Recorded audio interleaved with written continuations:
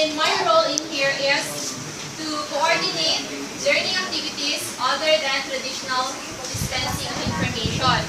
So later on, you will undergo a training in which you are gonna do most of the tasks. So in contrary to the tradition approach in which all the talkings are done by the teacher. So we will be doing the opposite. And for you as my trainee, your role is to select what you want to learn and when you want to learn. Okay. So in this qualifications, we have basic competencies, and the time allotment for this is 40 hours. So here it is. To participate in workplace communication, work in a team environment, practice career professionalism, practice occupational health and safety procedures. Okay, so in addition to that, we also have the common competencies which must be observed within 80 hours. So the first one is to perform computer operations, perform and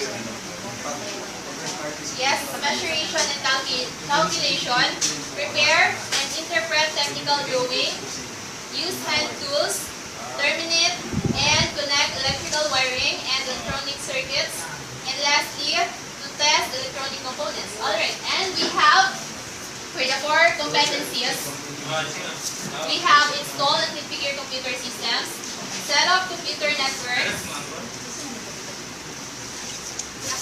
set up computer servers, and maintain and repair computer systems and networks. Okay, if you will be able to finish all the tasks that is assigned or that will be assigned to you, you will be considered competent already with this particular qualification, and you might be hired as a computer system service technician as well as a network administrator. Right. So, moreover, in addition to what I have discussed kanina, CBLM, which stands for Competency-Based Learning Materials, we have instructional sheets here. So this includes the information sheets, the task sheets, the operation sheets, the assignment sheets, and the job sheets.